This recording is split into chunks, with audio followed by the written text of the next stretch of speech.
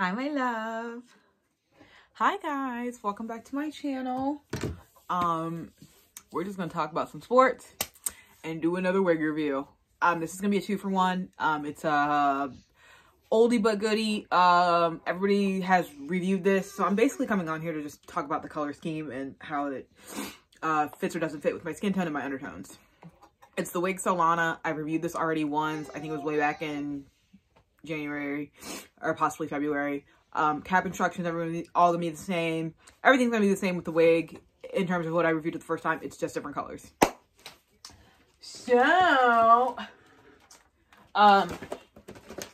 literally just got finished watching Skip and Shannon, and like the NFL world is just like crazy because of the draft. We just had the NFL draft last week, and like Aaron Rodgers has he lost his mind, or is he right? I know that things are changing in the sports world. When I talk about the sports world, I'm specifically just talking about the NFL world and the NBA world.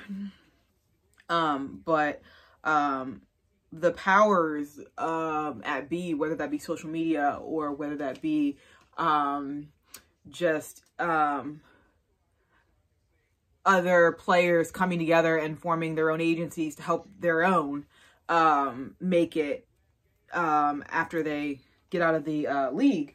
All these things are changing in terms of just the amount of power that people have and players have when it comes to the owners and the bosses and the GMs and stuff like that. And so I don't know if anybody remembers this, but like last year, Aaron Rodgers, if you know anything about sports, I'm just gonna briefly, he's a quarterback for the Green Bay Packers, and he is 37, I think. I could be wrong. He might be 38. Anyway, he's getting up there in his age, and just like every other team, you know, you need to look towards the future. The quarterback that you love so much isn't going to be around because, you know, Father Time is eventually going to defeat everybody. So, good girl, my love. Good girl. So, last year in the draft, you know, the Green Bay Packers, when it came their turn, they jumped up a spot to pick up Jordan Love, who's another quarterback. And I guess, like, they did not tell Aaron Rodgers what they were going to do, or like they didn't give him any type of warning, or they didn't, like, you know, say, hey, we're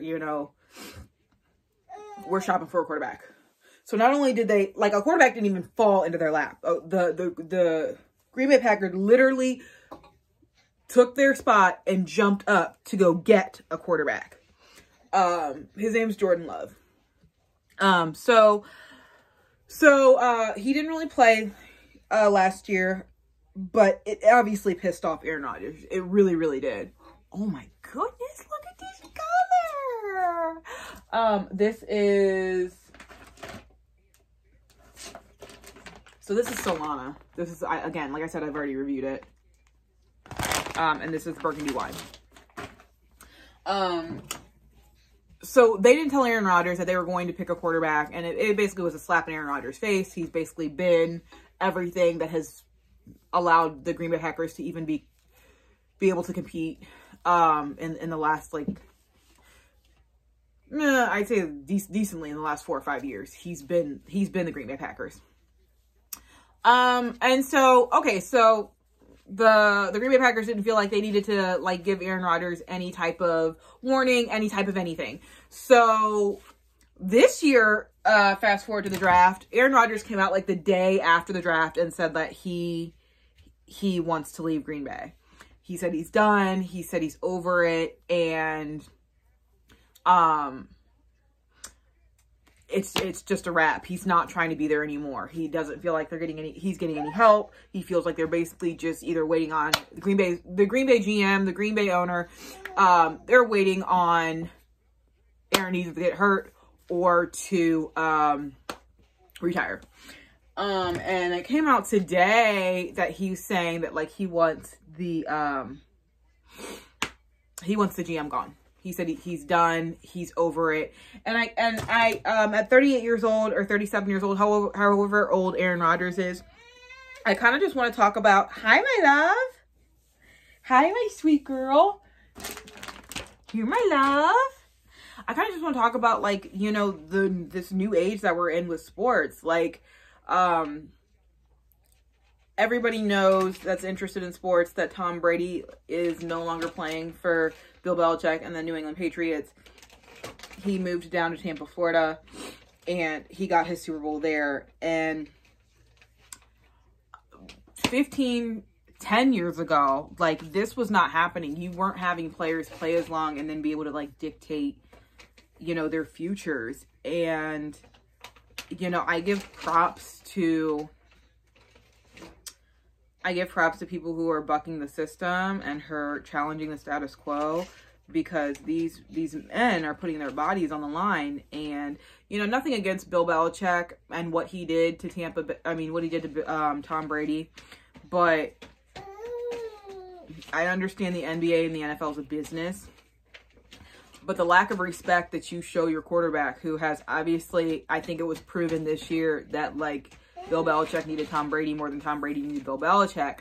And the disrespect that, like, these coaches and these GMs, like, they have these men out there sacrificing their bodies. Yes, they're getting paid a lot. It's not like a big pity party for them, but they're sacrificing their bodies every single day, year after year after year. And, like, this is the disrespect that, like, they're getting shown.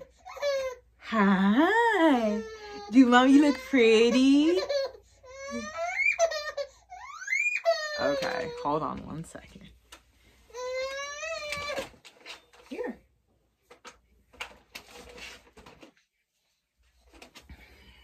This is the disrespect that they're getting shown.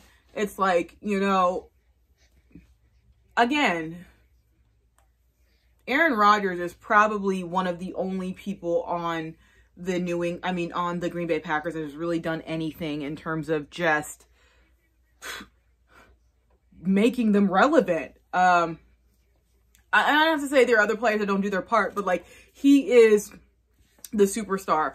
And if without Aaron Rodgers, like, none of this stuff would be happening. None of them, the love and the wins and all that kind of stuff. I know yes, my love. I know they got a new coach this year.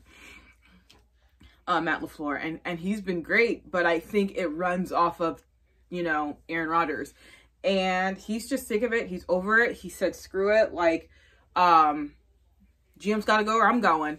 And after you see the success that Tom Brady has had, it's like, okay, Aaron Rodgers is still a beast. He can still ball out. He's a quarterback. So in terms of, like, the position that doesn't get hit the hardest, I mean, unless his, like, D-line doesn't take care of him, like, he'll be fine, because he hasn't really been hurt like that. And it's just like, these GMs and these owners, like, they just feel like they can just, like, run through all these players and run through their prime years, and then, you know, sell them for, like, half of what they're worth, or sell them at a, you know, at a 75% discount, and be like, deuces, like, we took all your years and now you can just go fade off into oblivion.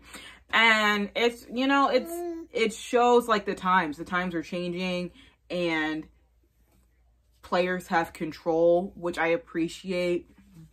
Look at LeBron James. I know we're switching sports here, but he started off in Cleveland. He said, screw Cleveland, y'all ain't I need to go get some titles under my name to make what I'm about to do.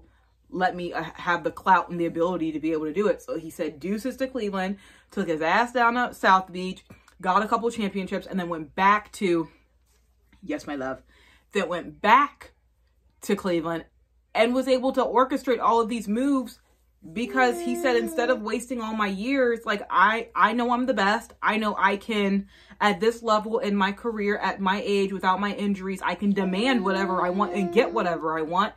And he did just that. And it's just like, that's so good that, like, players are realizing their value. It's like, without us, to the GMs and the owners, you guys would not be able to be raking in the billions of dollars that, like, we as players do for you. And I feel bad for Aaron Rodgers. I really do, because I you know, again, it's not a huge pity party. The man's a millionaire. He's gonna be fine, but it's just like, you know, the Green Bay Packers haven't done it for him. They really haven't. And yes, I know. Mike McCarthy was a shit fucking coach. Look what he's doing in freaking Dallas. Like, Mike McCarthy's a fucking joke. Like, he's a joke. What do you do? I mean, literally, like, he's a trash coach. And it's just like, I feel bad for Aaron Rodgers. I really do. He's got like one Super Bowl in like his entire career, and he's too good of a player for that. Like, he not even he should have at least another Super Bowl, but it's like, you should be playing at the Super Bowl and you're not. You don't have help, and your GM secretly just wants you to like fade off into oblivion and like not get much for you. Like, how disrespectful was it for like the business side of that team to be like, we're gonna jump up and get, you know, a quarterback.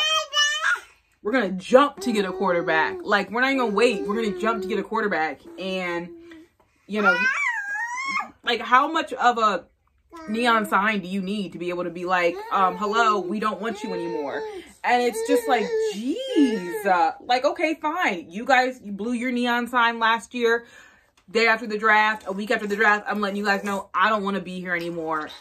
And if you want me here, dude needs to bounce. Your GM needs to bounce. Let him go. I'm done. And it's just like, dang, like, come through, Aaron Rodgers. Like, stand up for yourself. A lot of people think, like, I've heard in the news and stuff like that, like, some people say that Aaron Rodgers is like arrogant, conceited, and like patronizing, and, you know, has this like holier than thou attitude.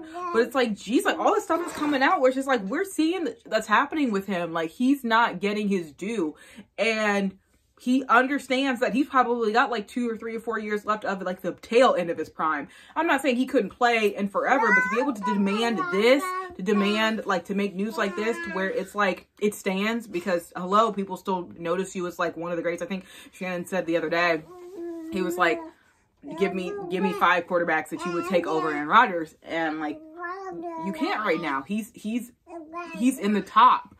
And so he's able to sit here and be like, screw this. You guys are going to drag me through the mud. You coming right along with me. If I'm going down, you going down too. Okay, so like, this is Solana. Again, I'm not doing wig review. I'm coming on here to just like show different colors of against my skin tone, which I think this is phenomenal. Oh my gosh. Oh my gosh, oh my gosh, oh my gosh.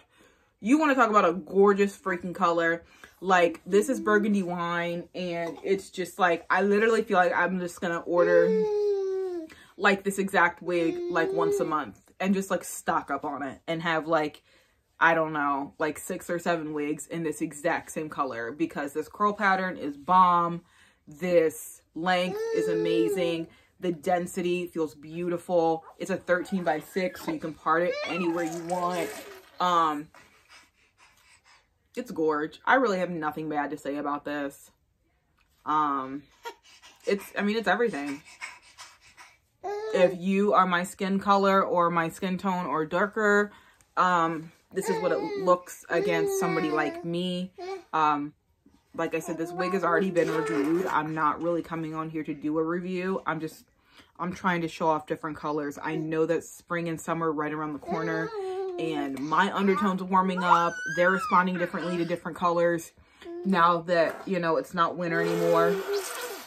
And I'm pretty sure your skin is too. I'm sure your skin is warming up. If you're I'm neutral. I think I fall on the neutral scale.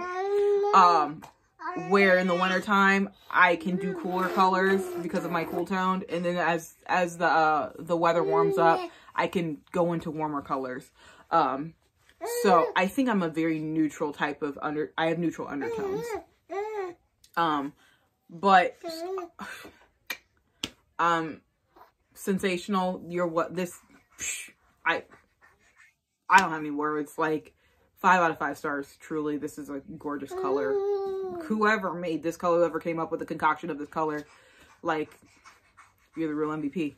All right, guys. I'll talk to you later. Bye.